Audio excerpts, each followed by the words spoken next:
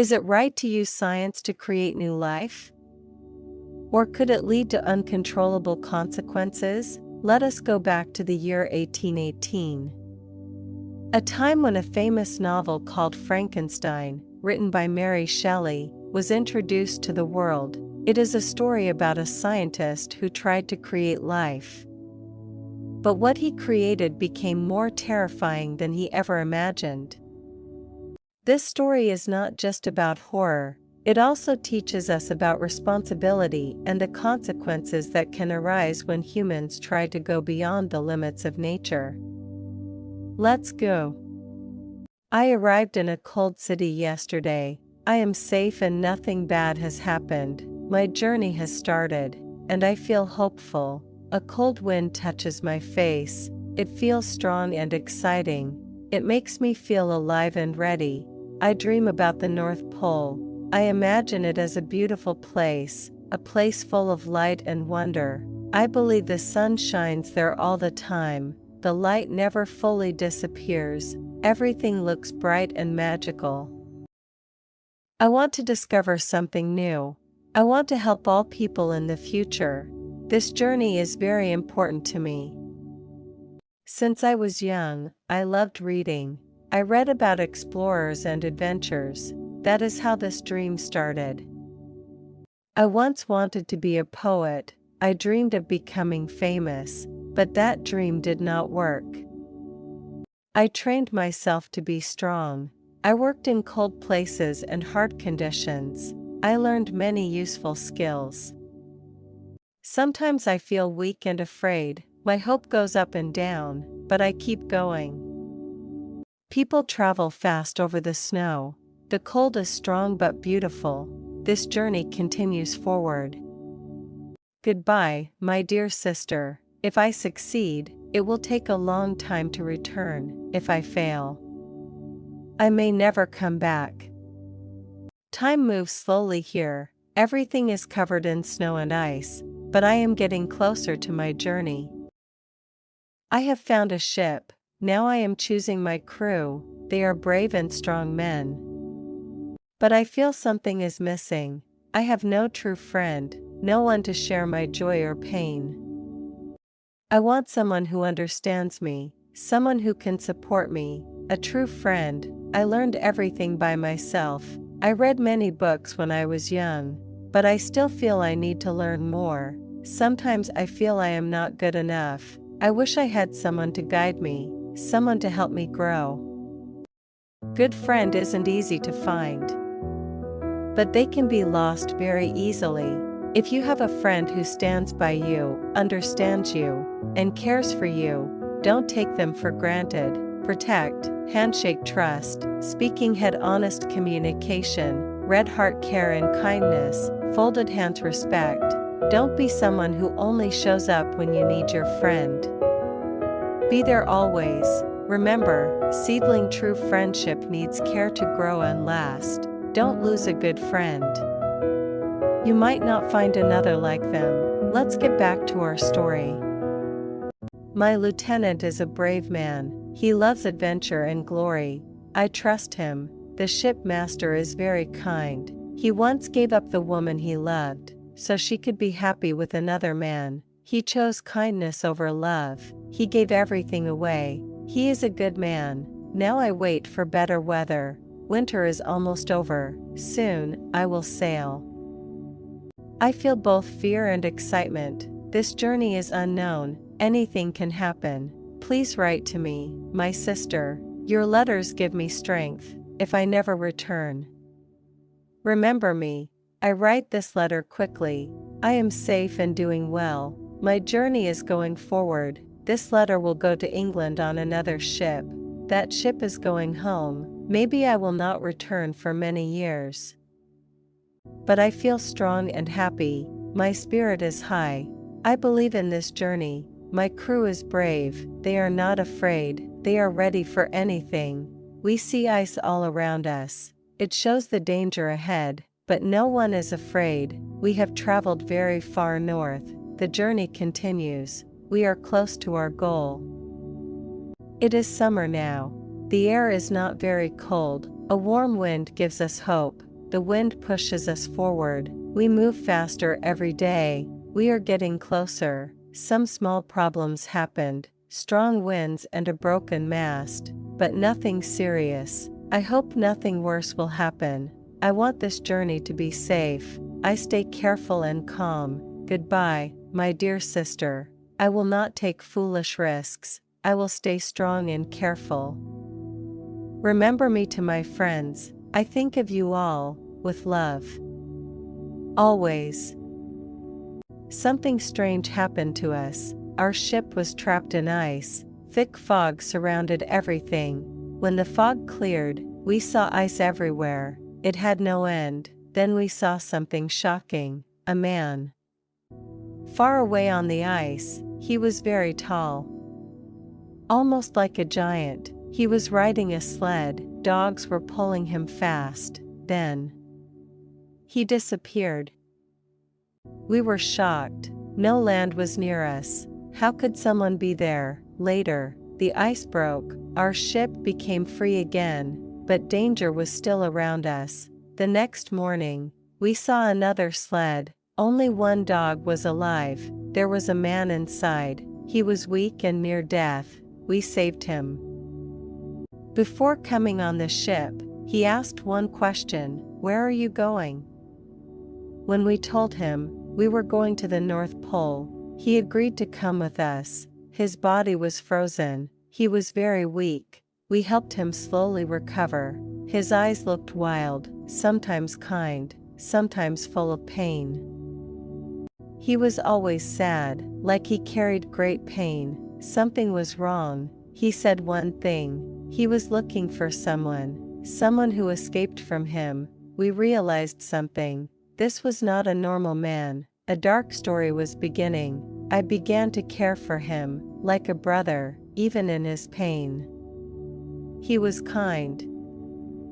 I was born in Geneva. My family was respected and important. My father was known for his honor. My father worked hard for his country. He helped many people. Everyone respected him. His close friend became poor. He lost everything. He left his home in shame. The man lived in a small house. He was sick and weak. His daughter took care of him. His daughter worked very hard. She did small jobs to survive. Life was very difficult. Her father became worse one day. He died. She was left alone. My father found her. He helped her and protected her. He took her with him. After some time, she became his wife. They built a new life together. They had children. I was the first. My parents loved me deeply. Later, a little girl came into our life. Her name was Elizabeth. She became part of our family. She was very beautiful. She was kind and gentle. Everyone loved her. We grew up together. She was my best friend. We shared everything. She was special to me. I cared for her deeply. She meant everything to me. She became my friend. I loved science, but she loved imagination and future wife. I had a friend, Henry, who loved stories. My childhood was happy and peaceful. At 13, I found a strange book. My father said it was useless, but I kept reading. I dreamed of discovering secrets of life. I saw lightning destroy a tree. My father said it was electricity. I slowly left old magic ideas. My family life was full of love and peace. When I was 17, my parents sent me to university. My journey was about to begin. Before I left, Elizabeth became sick, but she soon got better. My mother took care of her, but then she became very sick. Her condition was serious. On her last day, she spoke kindly to us. Then she passed away peacefully. We were full of sorrow. Losing her broke our hearts. Life felt empty, but life had to continue. We tried to be strong again. We had responsibilities. Elizabeth became stronger. She helped everyone around her. She thought of others first. The day came to leave. We said goodbye with tears. It was a painful moment. I traveled alone. I felt lonely and afraid, but I wanted knowledge. I arrived at the university. A new world opened for me, but I felt unsure. I met Professor Krimp. He was rude and strict. He said my studies were useless. I felt confused and lost. Everything I learned before seemed wrong. Then I met Professor Waldman. He was kind and wise. He inspired me deeply. He showed me the beauty of science. I became excited again. I wanted to learn more. That day changed everything. It decided my future. My destiny had begun. But this was only the beginning. What Victor was about to discover would change his life forever, and what he creates will become his greatest nightmare. Victor started studying science, especially chemistry. He read many books and learned from professors. Professor Waldman became his close friend. Victor studied day and night. Sometimes he worked until morning without sleep. He became very obsessed with science. After a long time, Victor made a shocking discovery. He learned how to create life. Victor warns, knowledge can be dangerous. Some truths can destroy people. Victor studied dead bodies. He wanted to understand life and death. He spent time in dark places like graveyards. Victor decided to create a human. He made it very big, about 8 feet tall. He collected body parts and began his work. Victor forgot his family and friends. He became weak, pale, and sick. But he could not stop. Victor says, "Do not let ambition destroy your life. Knowledge is powerful, but dangerous." It was a dark night in November. Rain hit the windows. Victor stood alone in his laboratory. At 1 a.m, his experiment was finally complete. He was afraid, but he was ready. Then suddenly, the creature's eye opened. It breathed, it moved. Victor had created life.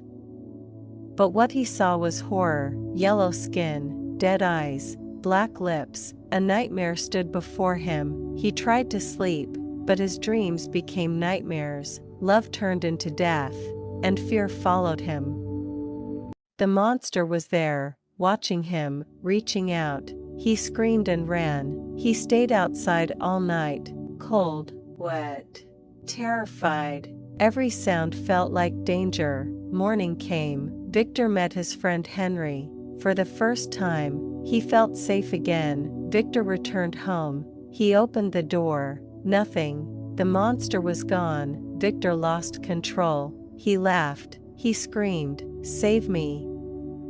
Then he collapsed. Victor became very sick. Henry stayed with him. Slowly, he began to heal. Spring returned. Clovel gave me a letter. It was from Elizabeth. She said, "Dear Victor, we are very worried about you. We think Clovel is hiding how sick you are. You have not written to us for many months. You only send letters through Henry. This makes us very sad. Your father almost came to see you, but Clovel said you are getting better. Please write to us yourself. We want to know you are okay." She continued, "Your father is strong now. He looks younger than before. Ernest is healthy and active. He spends time outside, climbing and rowing. We talked about his future. I think he should be a farmer. A farmer lives a happy and healthy life, but your father wants him to be a lawyer. Do you remember Justine? She had a hard life. Her mother treated her badly. My aunt took her into our home. She became kind, gentle, and hardworking. She loved my aunt very much. After my aunt died, Justine became very sad. Then her brothers and sister died too. Her mother felt guilty and called her back, but she still treated her badly. Soon her mother died. Now Justine is back with us. She is kind, gentle, and very pretty. Little William is very beautiful. He has blue eyes and curly hair. When he smiles, he has dimples. He is happy and playful. He even has a little girl he likes. People in Geneva are getting married. Many things are happening here, but most important, Victor Please write to us. If you are not very sick, write yourself. We love you and worry about you. Goodbye, my dear cousin. Dear Elizabeth, I said, I will write to them now. I wrote a letter. It made me very tired, but I slowly got better. After 2 weeks, I could leave my room. I introduced Clovel to the professors, but it was very hard for me. I hated science now. After that night, everything changed. Even seeing lab tools made me feel sick.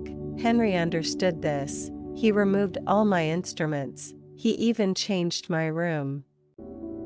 Professor Waldman praised me. He was kind, but his words hurt me. He talked about my success, but I felt pain inside. He thought I was shy. He did not know the truth. Clovel changed the subject. He saved me. Professor Kremp was different. He spoke loudly and harshly. He said I was the best student, but it made me feel worse. He laughed and talked too much. I stayed silent.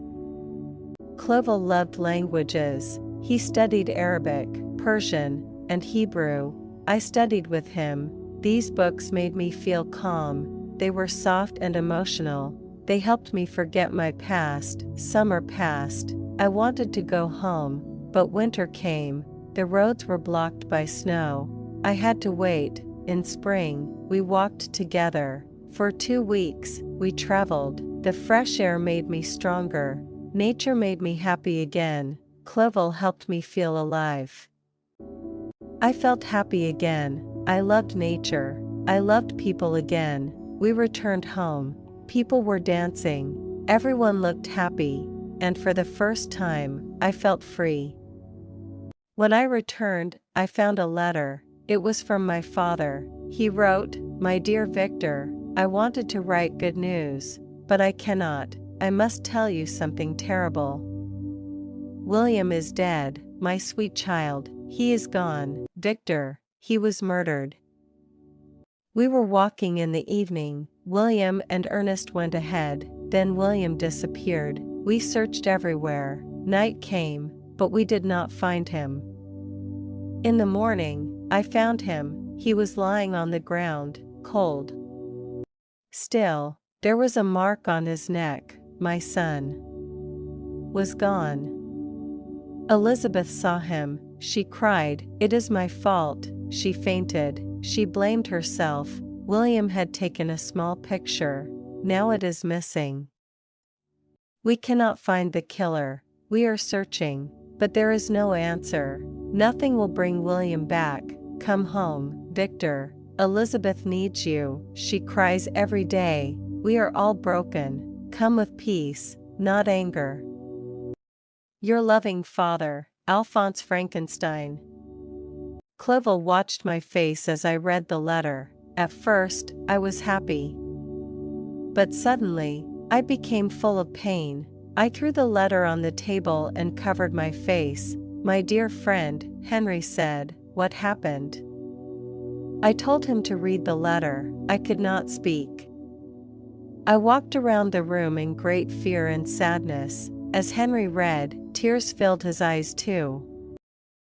"I cannot comfort you," Henry said. "This loss is too great." "What will you do?" "I will go to Geneva now," I said. "Come with me. We must prepare the horses." As we walked, Henry tried to calm me. He spoke kindly and with true care. "Poor William," he said softly. "He is at peace now. He feels no pain.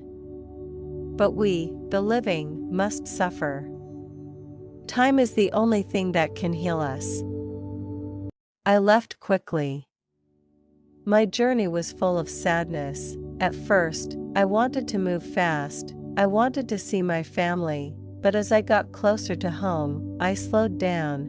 Fear filled my heart. Everything might have changed. My life was not the same anymore. I stopped for 2 days in Lausanne. I looked at the lake and mountains. They were calm and beautiful. Slowly, they gave me a little peace. I continued toward Geneva. The lake became narrow. The mountains stood tall and silent. I cried like a child. My beautiful home, I said, do you welcome me? Or mock my pain? But as I came closer, fear returned, night fell, the city gates were closed, I had to stay in a nearby village. The sky was clear, but I could not sleep.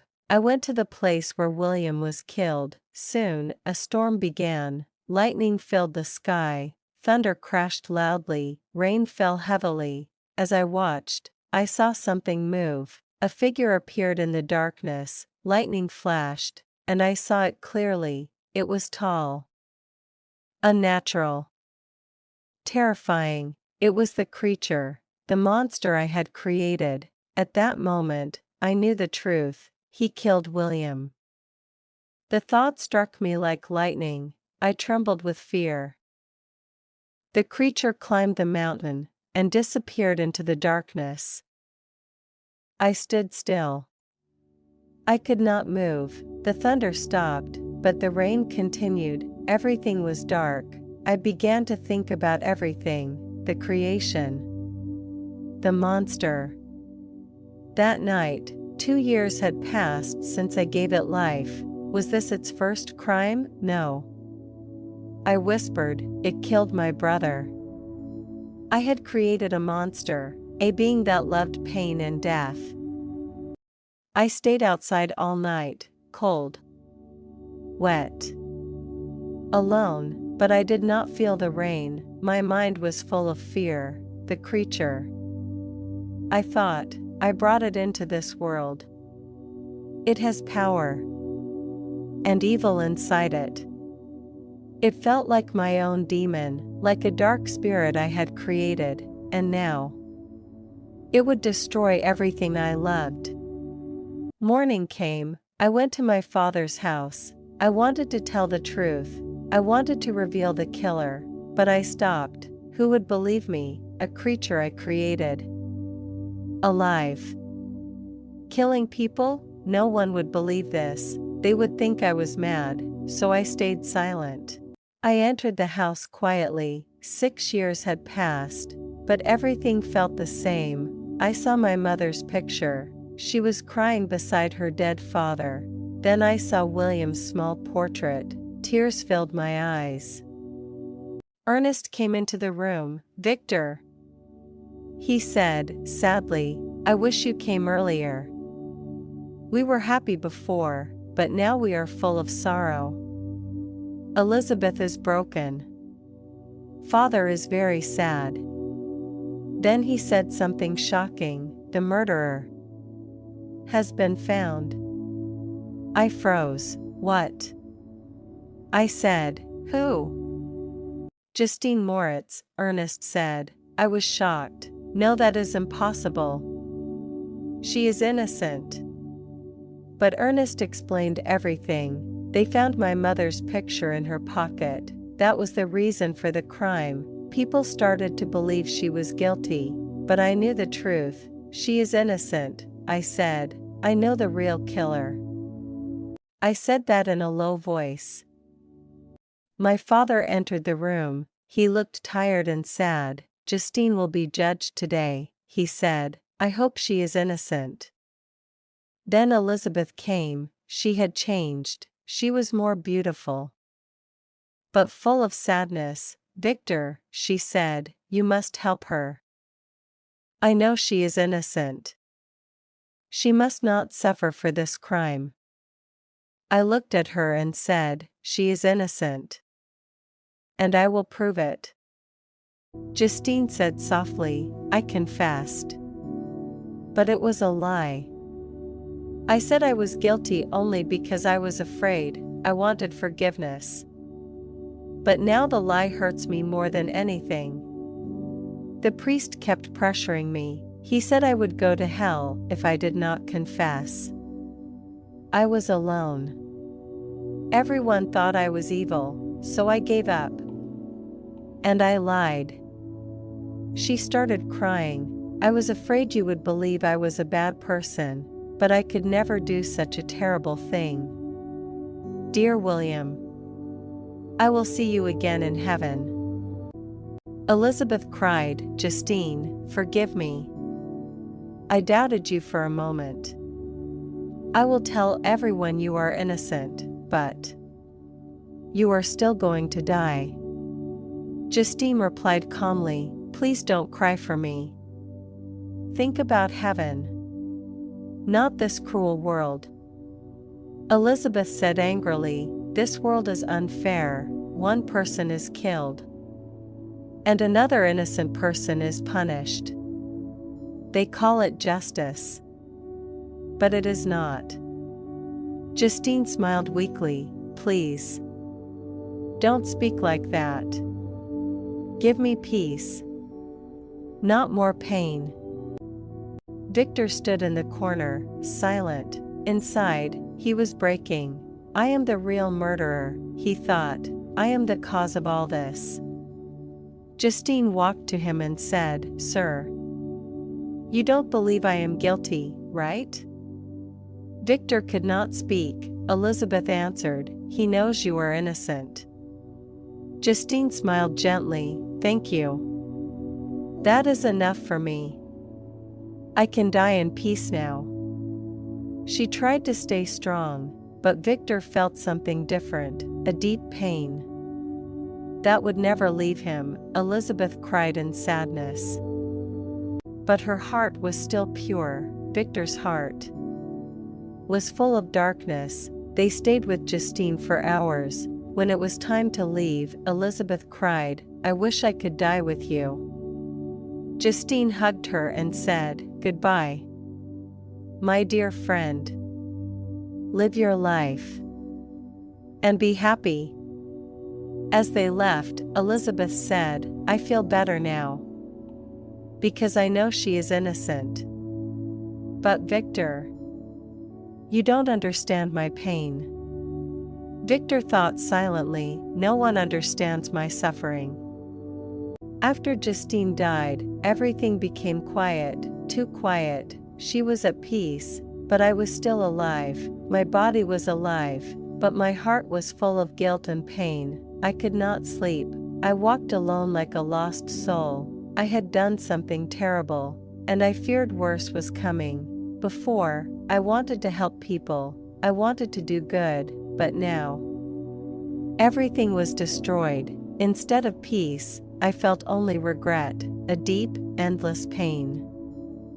I avoided everyone. Happiness became painful to hear. Only darkness and loneliness gave me comfort. My father saw my pain. He said, Victor, I suffer too. But we must stay strong for those who are still alive. His words were wise, but they could not help me, because my pain was different. I was hiding a terrible secret. We moved to a house near the lake. At night, I went alone on the water. Sometimes I let the boat drift, and I let my thoughts drift too. I often thought about ending my life, to disappear under the water forever, but I stopped, because of Elizabeth and my family. I could not leave them alone. Still, I cried. I wished for peace, but peace never came. I lived in fear, fear that the creature would kill again. I hated the monster. I wanted to destroy him, to take revenge for William and Justine. Our home became a house of sadness. My father grew weak. Elizabeth lost her happiness. She said, the world is cruel now. People look like monsters to me. I listened in silence, because I knew the truth. I was the real cause. She held my hand and said, Victor, please be calm. We can still be happy someday. But I could not believe her. My father suggested a journey to the mountains of Chamonix. We left Geneva in August. The weather was beautiful. The mountains were huge and bright. The river roared beside us. Waterfalls crashed down. The world was beautiful, but my heart was not. The next day, we climbed higher. We saw glaciers, snowy peaks, and the mighty Mont Blanc. Sometimes I walked with them, sometimes I stayed behind, lost in my thoughts, lost in my pain. At night, I could not sleep. I stood by the window, watching lightning over the mountains, and listening to the river below. The next day was cloudy, but the weather was calm. We explored the valley and saw beautiful nature. These scenes made me feel a little better. My sadness was still there, but it became calmer. That evening, I felt less sad. I talked with my family more happily. My father was pleased. Elizabeth was very happy. She said, "When you are happy, you make us happy too." The next morning, heavy rain started. Dark clouds covered the mountains. I felt sad again. My old pain returned. I did not want to see my family, so I decided to go alone to the mountain. I wanted to be alone. The path was steep and dangerous. Broken trees were everywhere. Snow and rocks could fall at any time. Even a loud sound could cause danger. I looked at the world below. I thought deeply, why do humans feel so much? Our thoughts bring both joy and pain. Nothing in life stays the same. At noon, I reached the top. I saw a huge glacier. It looked like a frozen ocean. My heart slowly felt lighter. Suddenly, I saw a figure in the distance. It moved very fast. It was not human. It was the creature, the monster I created. I was filled with anger. "Monster!" I shouted, "I will destroy you." But the creature spoke, "Listen to me first." The creature said, "I was good. But now I am alone. Everyone hates me. You created me, so you must help me." He asked me to listen to his story. I followed him. We entered a small hut. The fire was burning. I sat down and listened.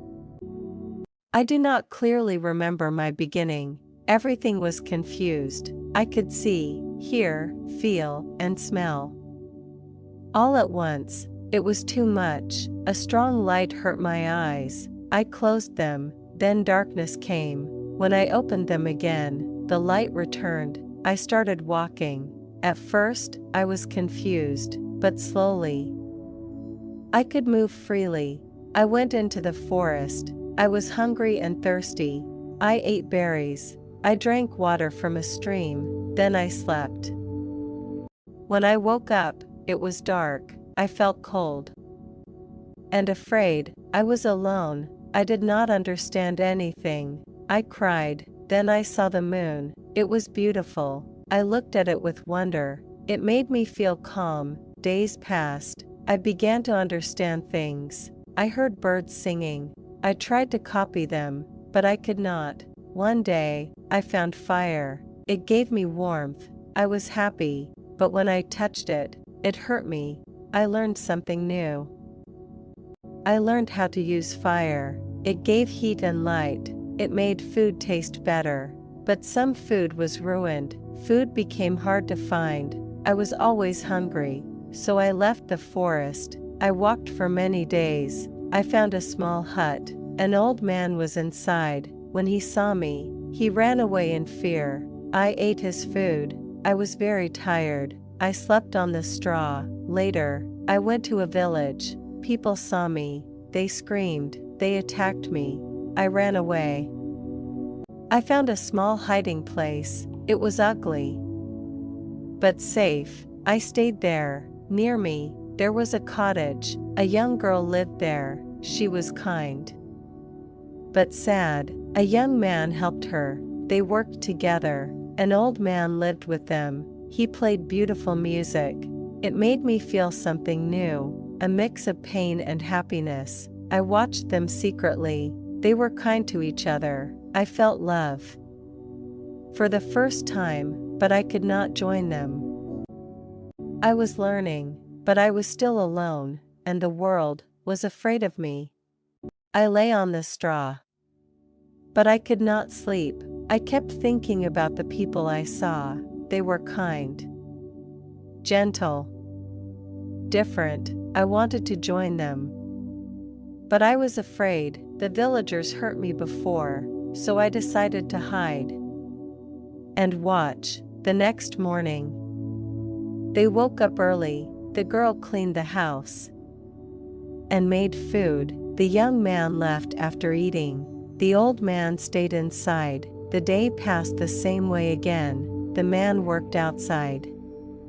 The girl worked inside. The old man was blind. He played music or sat quietly. They loved him deeply. They helped him with everything, but they were not happy. Sometimes the girl and the young man cried. I did not understand why. They had a home, food, and each other. Why were they sad? Later I learned the truth. They were poor. They had very little food. Sometimes they went hungry. They gave food to the old man and kept none for themselves. This touched my heart. At night I used to steal their food, but now I stopped.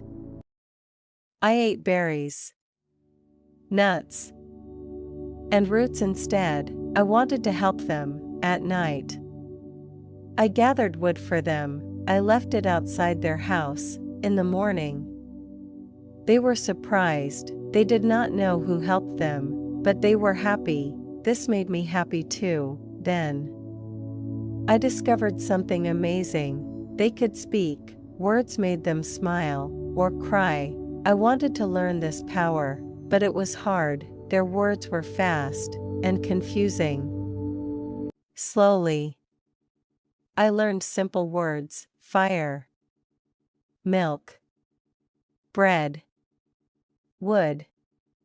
I also learned their names. The girl was Agatha. The young man was Felix. The old man was Father. I felt joy learning these words. I stayed there through the winter. When they were sad, I felt sad. When they smiled, I felt joy. Felix was always the saddest. Agatha tried to stay strong.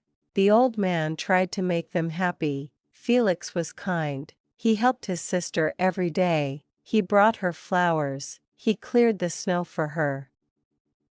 I helped them in secret. I brought wood. I cleaned their path. They called it a miracle, but they did not know it was me.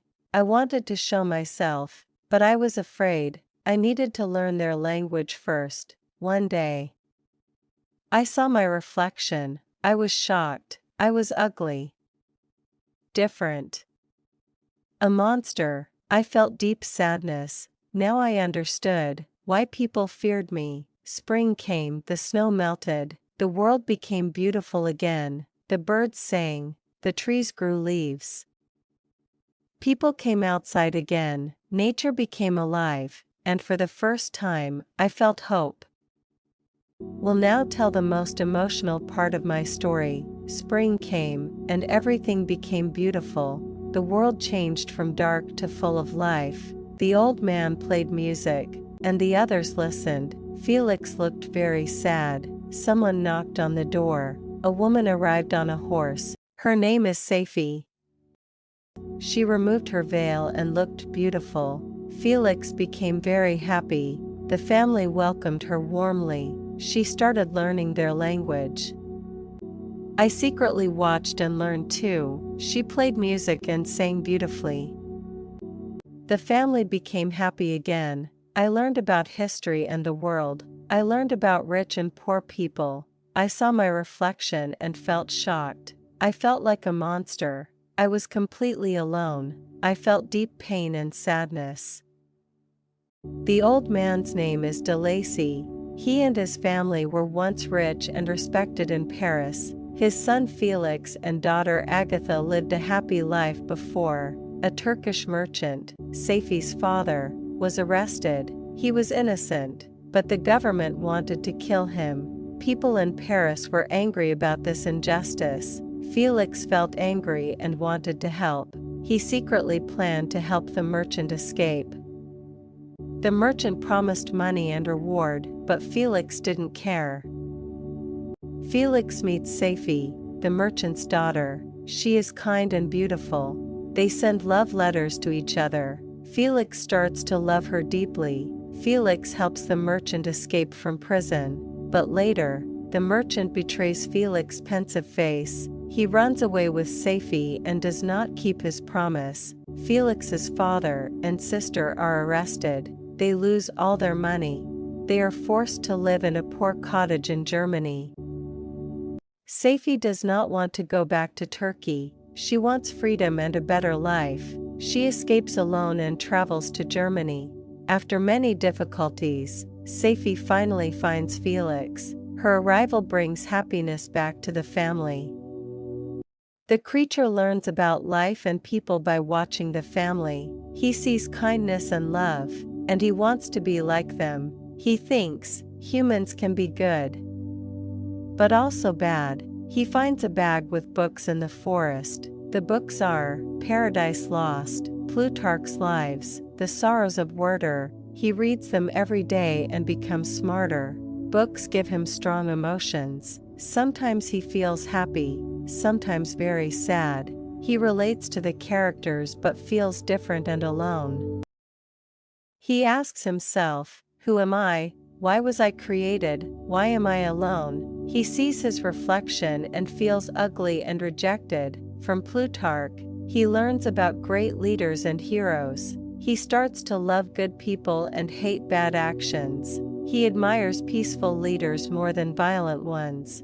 From Paradise Lost, he feels like Adam, created but alone. Sometimes like Satan, jealous and rejected. He feels abandoned by his creator. He finds Victor's journal, his creator. He learns how he was made. He reads that he is ugly and hated. He becomes angry and hurt. He still hopes the family will accept him. He plans to talk to them one day. He waits to become more intelligent first. The family becomes happy with Safie.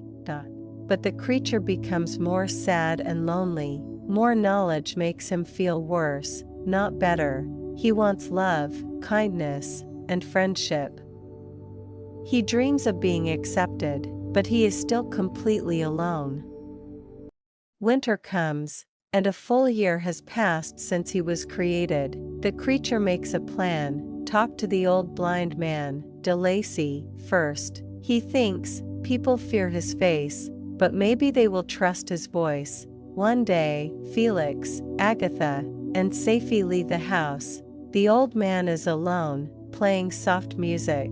The creature feels scared, but hopeful. He knocks and enters the house. He speaks politely, I need rest and warmth. The old man is kind and welcomes him. The creature tells his story, without showing who he is. He says, he is alone and friendless. He loves some people, but they hate him. The old man replies, people can be kind and loving, do not lose hope. The old man believes him. He says he will help him. The creature feels happy for the first time. Suddenly, Felix, Safie, and Agatha return. They see the creature. Agatha faints, Safie runs away. Felix attacks him violently.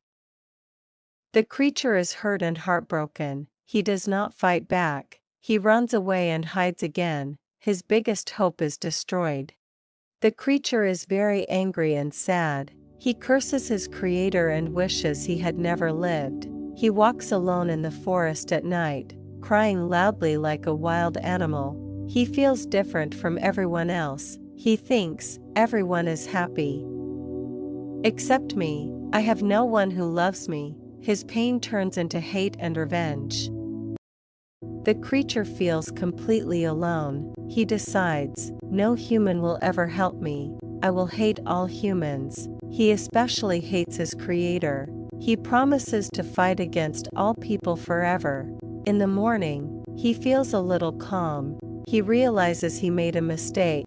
He scared the family too quickly. He should have gone slowly. He makes a plan. Talk only to the old blind man first, then slowly meet the rest. He hopes they might accept him.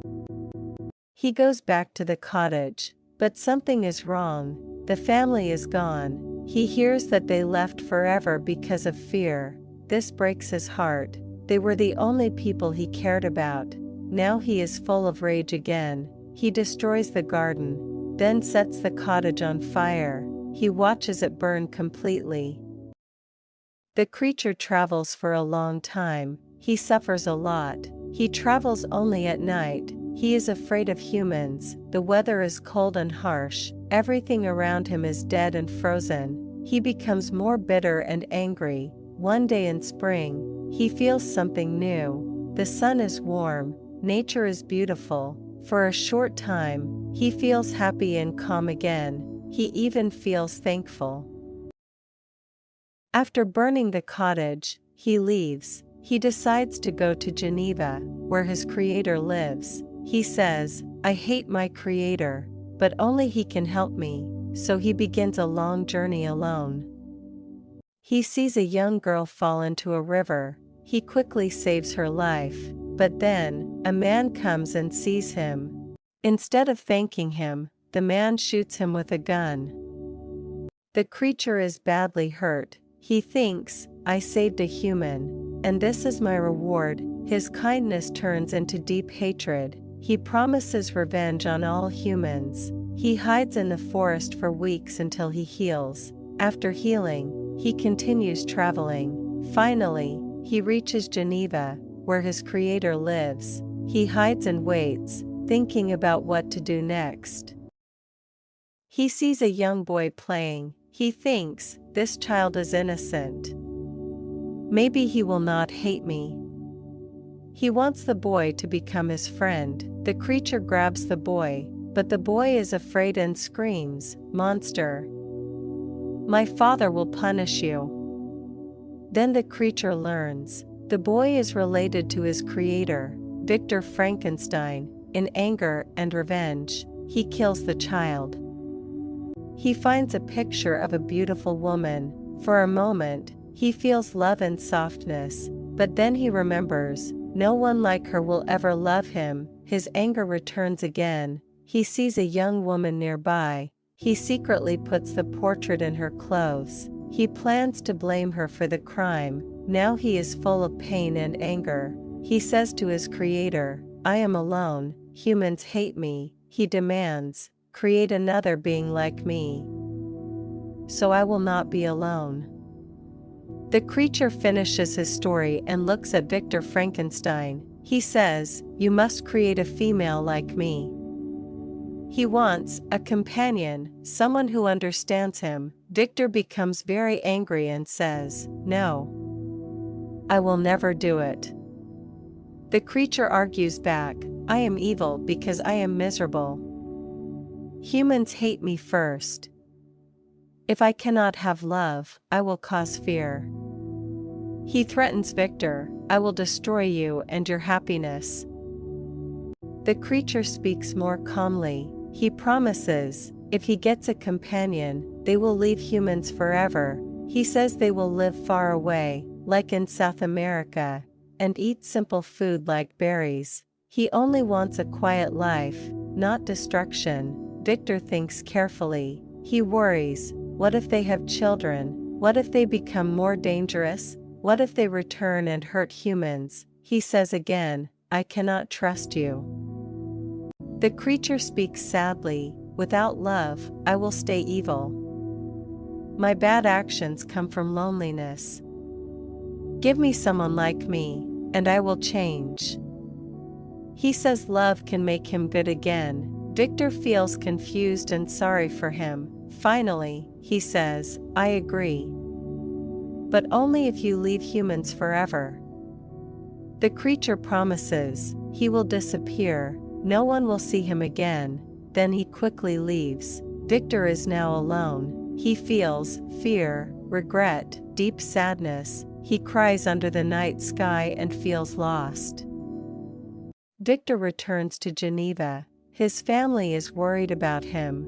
They try to help him feel better, but inside, he is still broken. Victor cannot relax. He thinks constantly about his promise. It feels like a heavy weight on his mind. He even feels like he is going mad sometimes.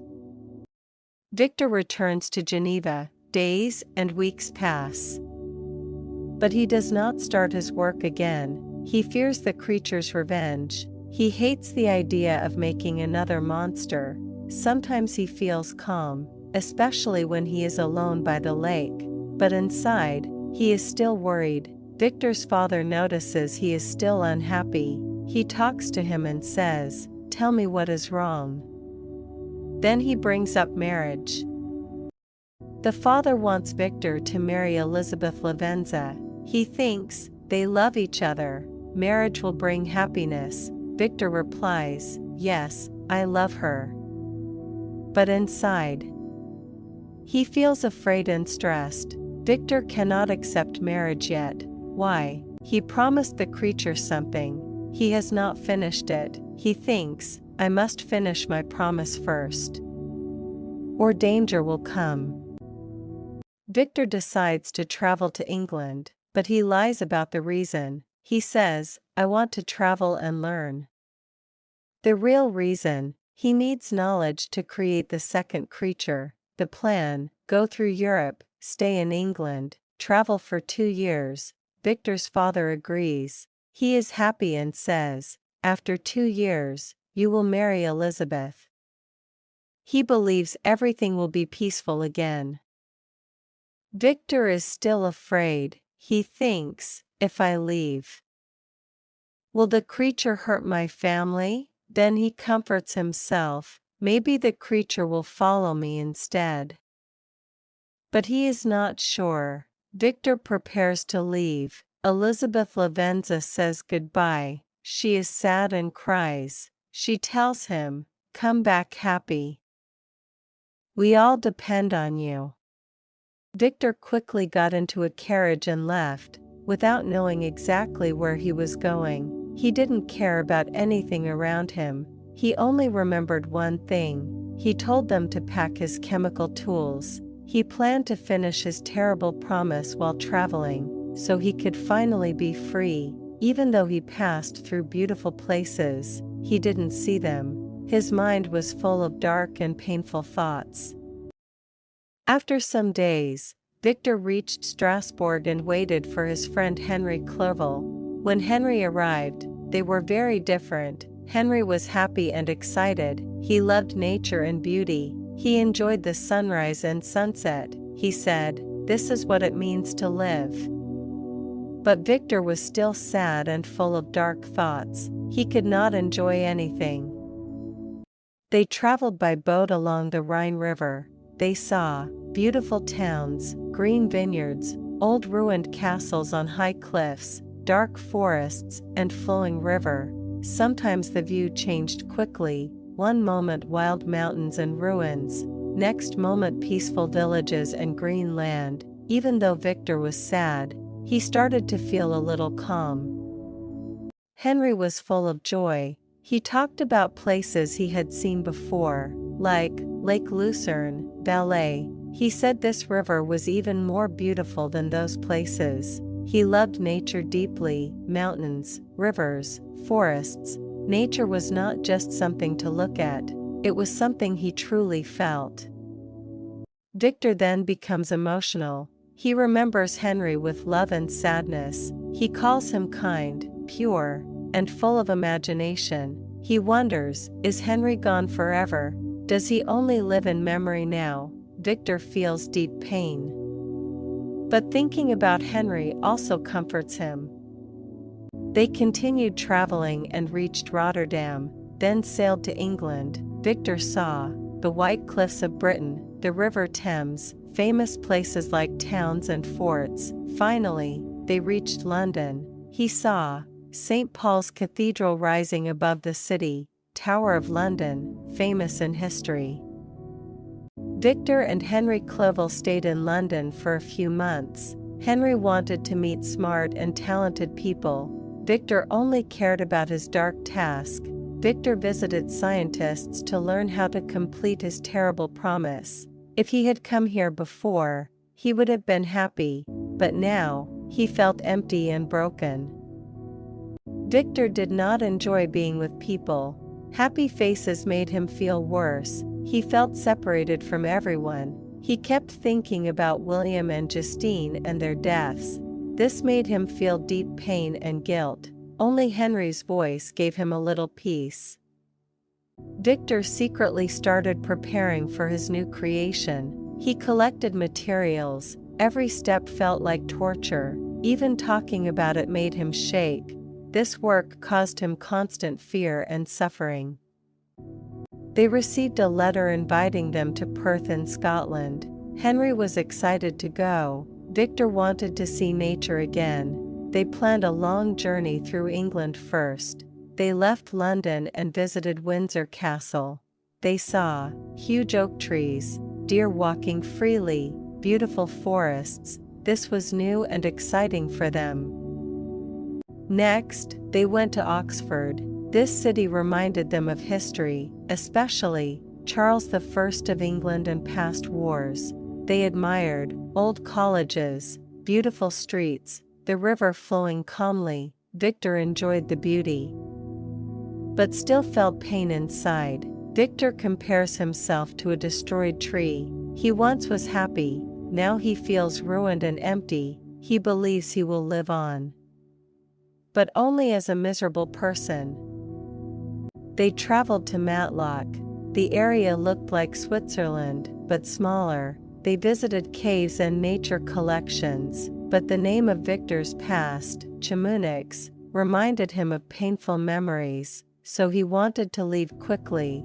They spent 2 months in Cumberland. Victor felt the mountains reminded him of home, the lakes and snow made him calmer. They met new people, and for a short time, Victor almost felt happy again. Henry loved it even more. He said he could live there forever.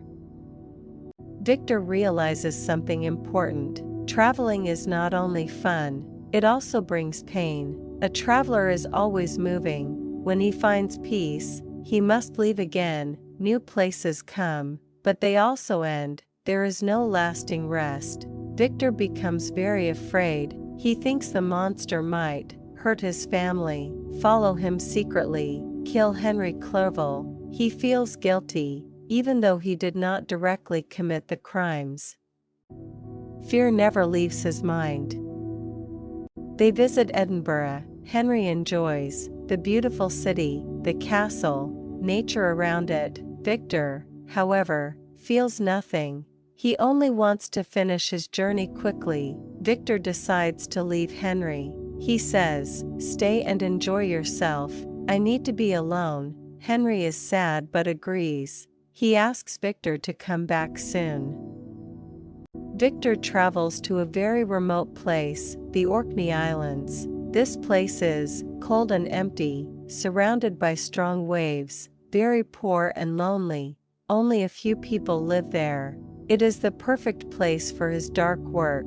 Victor lives in a small, broken hut. The roof is damaged, the walls are weak, the house is dirty and poor. He fixes it a little and stays there alone. No one disturbs him. Every evening, Victor walks by the sea. He listens to loud waves. The place is empty and sad. He compares it to Switzerland. Switzerland equals beautiful and peaceful. This island equals dark and frightening. Victor starts working again on the new creature. But now, he feels disgust. He feels fear. He hates what he is doing. Sometimes, he stops for days. Sometimes he works non-stop. The work feels evil and terrible. Victor becomes very nervous and afraid. He fears seeing the monster. He avoids being alone. He feels hunted, still. He continues working. He hopes to finish, but deep inside, he feels something bad will happen.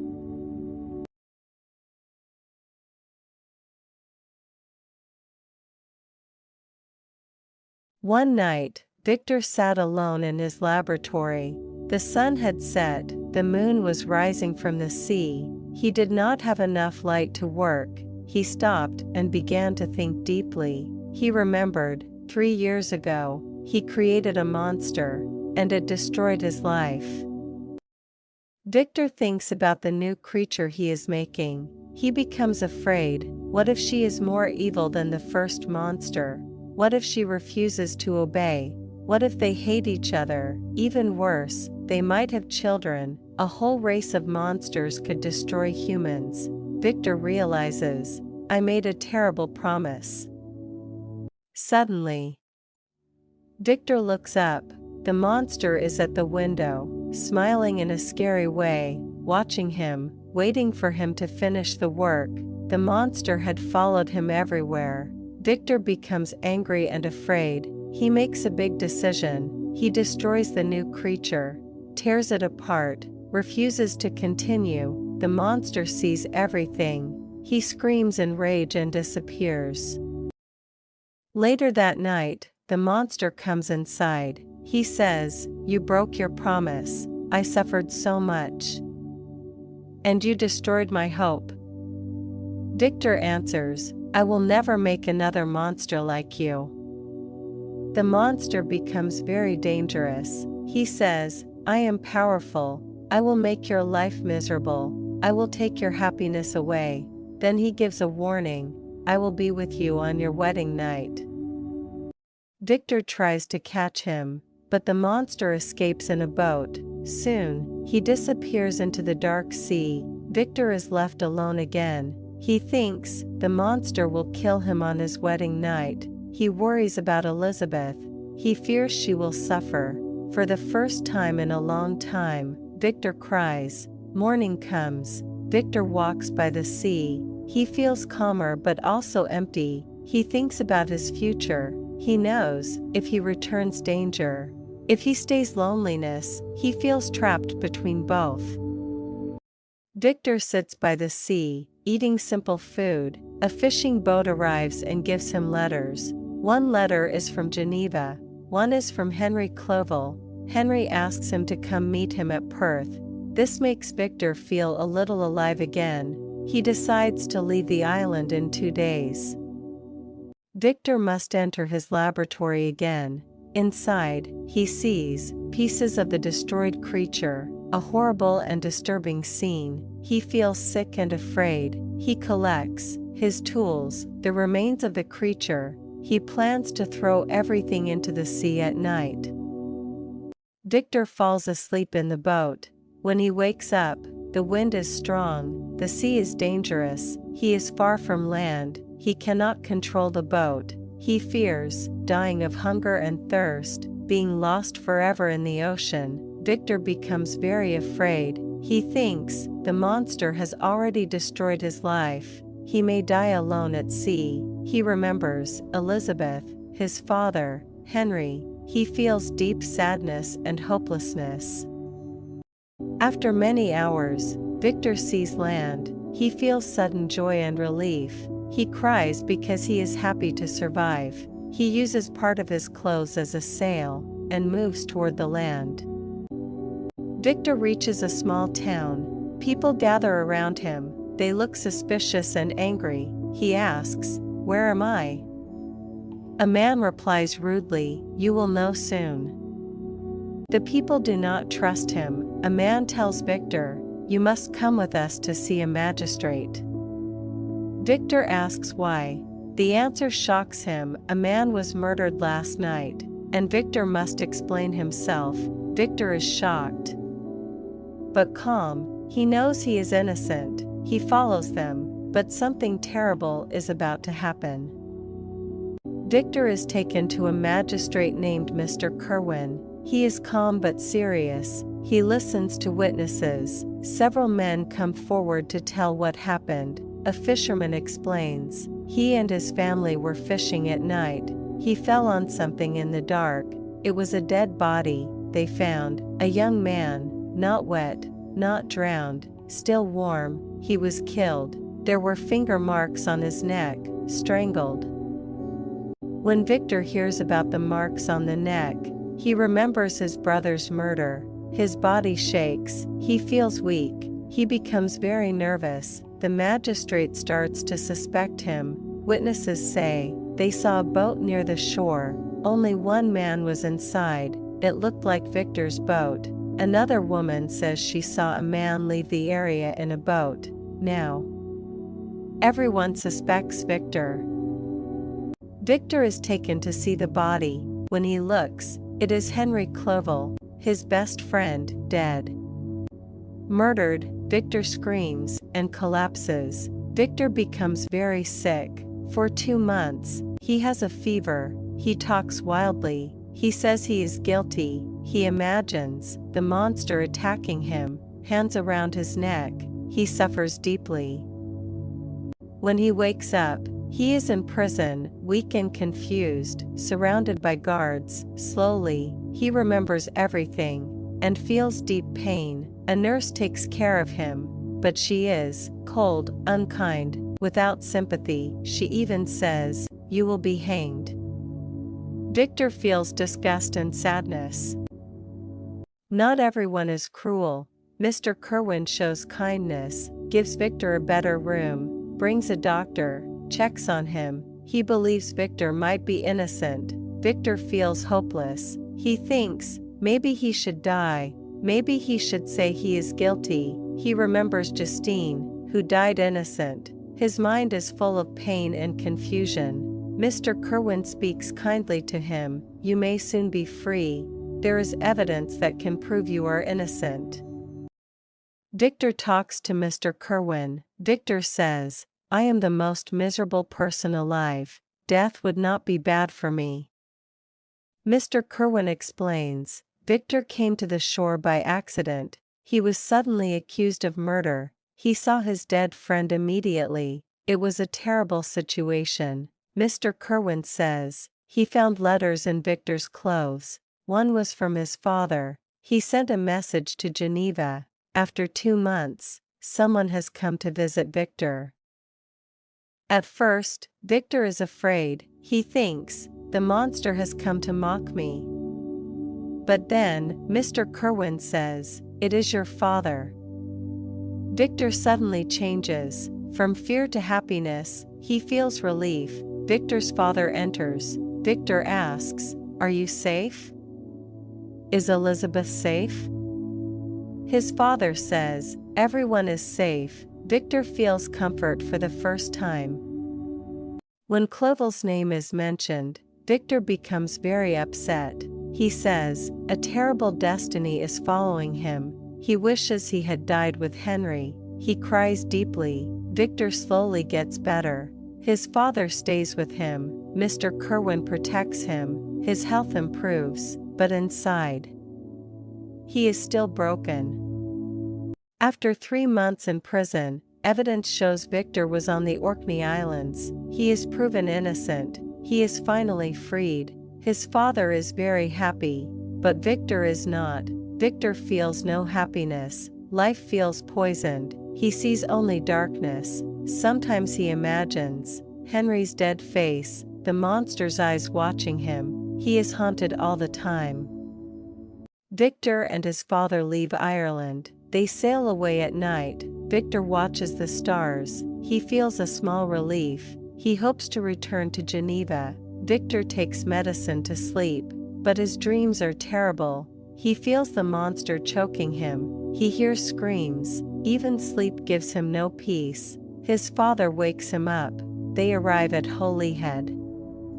Victor and his father decide not to go to London again.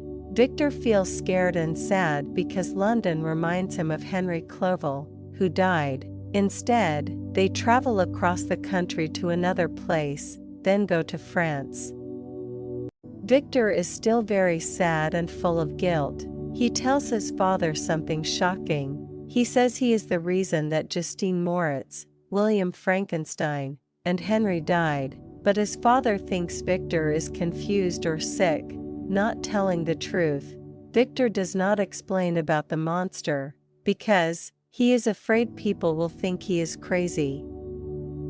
What happens next? They arrive in France, first in Havre, then go to Paris. Victor slowly becomes calmer, but still very sad inside. Victor remembers the monster's terrible warning, "I will be with you on your wedding night." This thought fills him with fear. He believes that on his wedding night, a deadly fight will happen. If the monster kills him, he will finally be free from pain. If he wins, he will still suffer from guilt and sadness. Victor loves Elizabeth deeply, but he feels cursed. He thinks even happiness cannot save him. He writes a loving letter to Elizabeth, but hides a dark secret. He promises to tell her everything after the wedding. Victor returns home. Both he and Elizabeth look weak and unhappy. Victor's mind is unstable, sometimes angry, sometimes depressed. Elizabeth tries to calm him and support him. Victor agrees to marry her, even though he feels something terrible will happen. As the wedding day gets closer, Victor hides his fear behind a smile. He prepares for danger and carries weapons. Everyone else is happy, but he feels doomed. Elizabeth also feels a strange fear, like something bad is coming. They travel by boat after the wedding. The lake is beautiful, the mountains are calm and majestic, everything looks peaceful, for a short time. Victor feels happiness, but inside, Victor feels fear, guilt, a strong sense that something terrible is coming. As the sun sets, his fear returns. He realizes this may be the last peaceful moment of his life. They arrived at 8 p.m. and walked along the shore, enjoying the fading light. Soon, they went to an inn and looked at the dark shapes of the lake, trees, and mountains. A strong storm began. The wind grew violent, clouds covered the moon, and rain started pouring heavily. Victor felt calm during the day, but at night, fear filled his heart. He held a pistol, ready to fight. Every small sound scared him. Elizabeth noticed and asked what was wrong. Victor replied, "Just this night. And everything will be safe. But tonight is terrible." Victor became worried about Elizabeth's safety. He asked her to go to her room while he checked for danger. He searched the house but found nothing. At first, suddenly, a terrible scream came from Elizabeth's room. Victor froze for a moment, then ran inside. Elizabeth was dead. Lying on the bed, Victor was completely broken. He fainted from shock. Victor looked up and saw the monster at the window. It smiled cruelly and pointed at Elizabeth's body. Victor shot at it, but the monster escaped into the lake. Victor lost everything: William, Justine, Clerval, Elizabeth. He feared even his father and brother might die. Victor returned by boat in heavy rain. He cried as he remembered happier times with Elizabeth. When Victor returned, his father died from grief after hearing the news. Victor was left completely alone. Victor lost his mind and was put in prison for months. People believed he was insane. After recovering, Victor had only one goal: revenge on the monster. Victor told a judge everything and asked for help. The magistrate listened but didn't fully believe him. He thought catching the monster would be impossible. Victor became angry and left. He decided to hunt the monster alone, no matter the cost. Victor is no longer thinking clearly. Revenge is the only thing keeping him alive. It gives him strength and focus. Without it, he feels he would go mad or die. Victor decides to leave Geneva forever. He takes money, his mother's jewels, his home, once full of love, now feels hateful to him. Victor travels across the world. He suffers hunger, exhaustion, loneliness. Many times, he wishes to die, but revenge keeps him alive. He visits the graves of William, Elizabeth, his father. In the dark cemetery, he feels their presence. Victor makes a powerful promise: he will hunt the monster until one of them dies. He swears this under the night sky, calling on spirits to help him. Suddenly, a terrifying laugh fills the night. The monster speaks: "I am satisfied. You have chosen to live." Victor tries to catch him, but the creature escapes again. Victor begins chasing the monster. He follows the Rhone River, the Mediterranean Sea. He even boards a ship to the Black Sea, but the monster escapes again. Victor follows the monster through Russia, Tartary. He sees giant footprints in the snow. Sometimes, villagers tell him where the monster went. The monster leaves clues on purpose. The creature wants Victor to keep chasing him. Even in the worst conditions, Victor survives. Sometimes, food appears, rain falls when he is thirsty, he believes. Spirits are helping him. Sleep is his only escape. In dreams, he sees Elizabeth, his father, his friends, for a moment. He feels happy again. The monster leaves messages. Follow me to the frozen north, your suffering will grow. It is like a cruel game. Victor continues north. Conditions become worse. Extreme cold, frozen rivers, no food. The monster writes, prepare. Your suffering is just beginning. The monster's cruel words made Victor stronger. He refused to give up. He prayed for strength and continued his journey across endless frozen lands. At last, Victor reached the ocean. But it was not beautiful like the Mediterranean Sea. It was frozen, rough, and wild, almost impossible to tell from land. Victor did not cry like travelers of the past. Instead, he knelt and thanked the spirit guiding him. Backhand index pointing right, he believed he was finally close to the monster. Victor used a dog sledge to travel faster. Now he was gaining on the monster. He was only one day behind. At a small village, people told him a giant monster came at night. It scared everyone. It stole food and dogs. It escaped across the frozen sea. They believed it would die in the ice. Victor felt hopeless for a moment. But then, his rage returned stronger than ever. He prepared to follow the monster onto the frozen ocean. Victor travels for weeks across the ice. He faces freezing cold, dangerous ice mountains, hunger and exhaustion. Only revenge keeps him alive. One day, he sees a dark shape in the distance. It is the monster's sledge. Victor cries with joy. Victor gets very close, only 1 mile away. He believes he will finally catch the monster. Suddenly, the ice breaks apart. The sea crashes violently between Victor and the monster. Victor is left alone on a floating piece of ice. Hours pass in terror. His dogs die. He becomes weak. He is close to death. Then hope appears. A ship saves him. This ship belongs to Robert Walton. Victor reaches it using a small raft. Let's go back to the beginning. Robert Walton is an explorer traveling on a dangerous journey to the North Pole. He wants to become famous and discover something great. He writes letters to his sister to tell her about his journey. A strange figure on the ice. One day, the crew sees a figure far away, traveling on a sledge across the ice. This is a monster. But they don't know it yet. The rescue. The next day, they find another man on the ice. His name is Victor Frankenstein.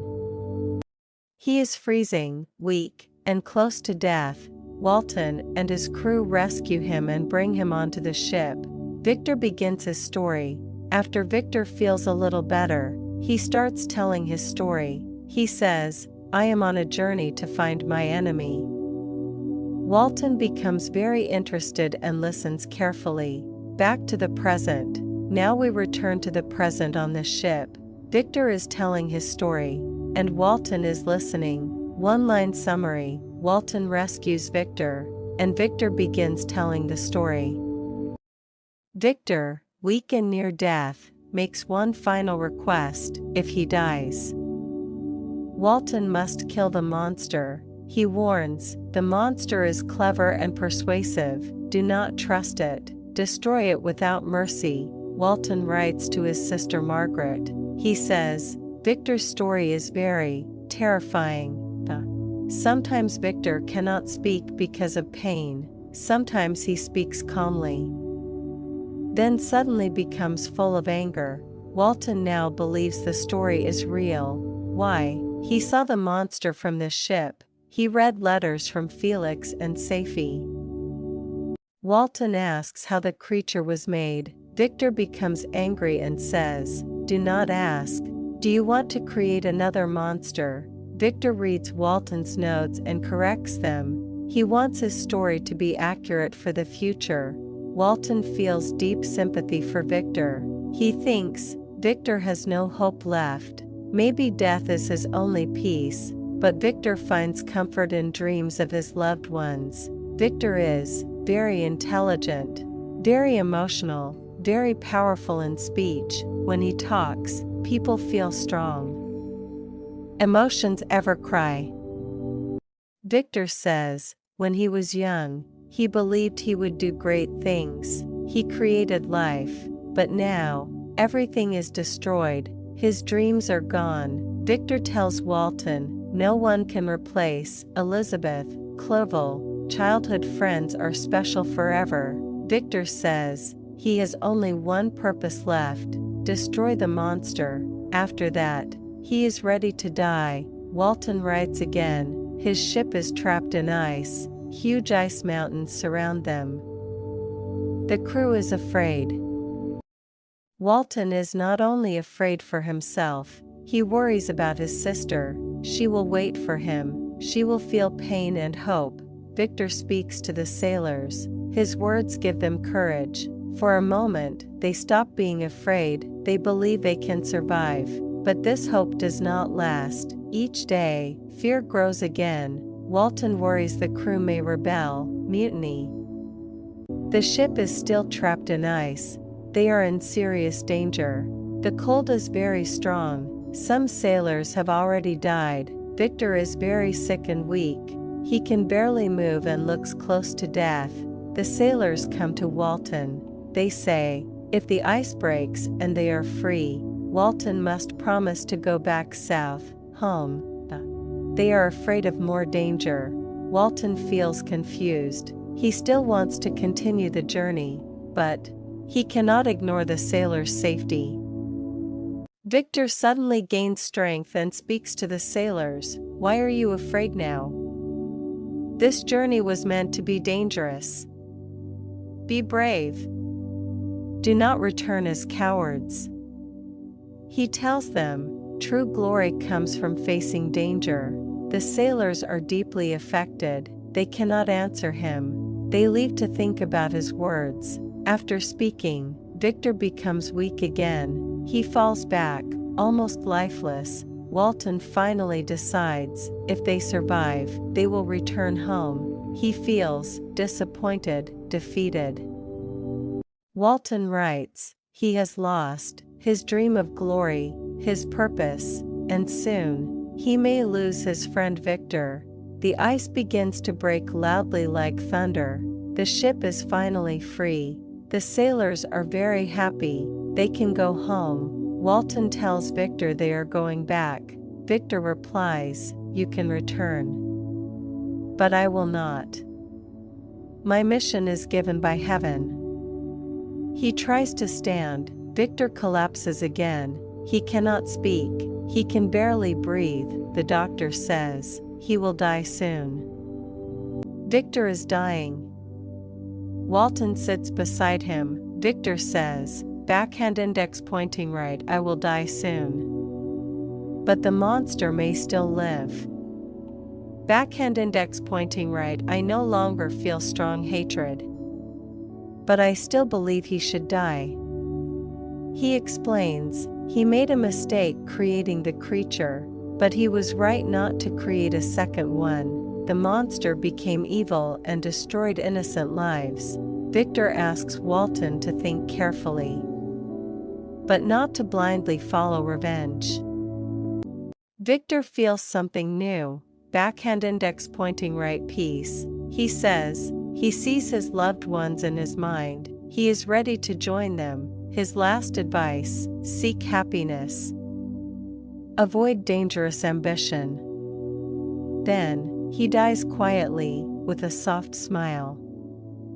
Walton is heartbroken. He lost a great friend, a great mind. He feels deep sadness and emptiness. At midnight, something shocking happens. The monster enters the room. He stands over Victor's dead body.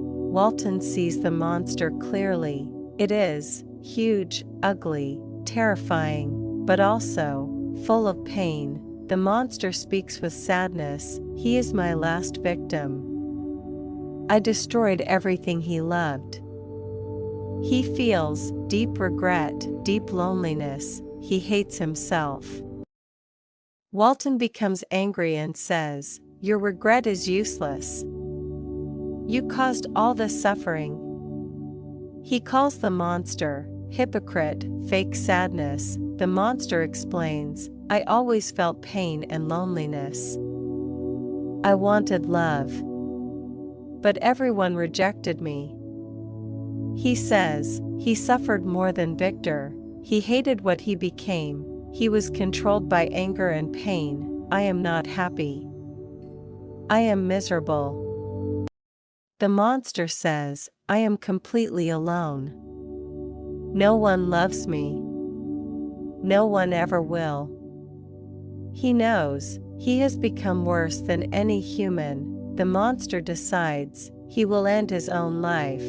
He says he will go far north, build a funeral fire, burn himself, so no one can ever create another like him. The monster says, farewell. Then, he jumps onto an ice raft, drifts away into darkness, and disappears forever. Victor dies peacefully. Walton is heartbroken. The monster appears and feels regret. He explains his pain and loneliness. He decides to end his life. He disappears into the dark. The story ends in tragedy, regret, and loneliness. If you enjoyed this story, don't forget to like, subscribe, and share with your friends. More powerful stories are coming. Thank you.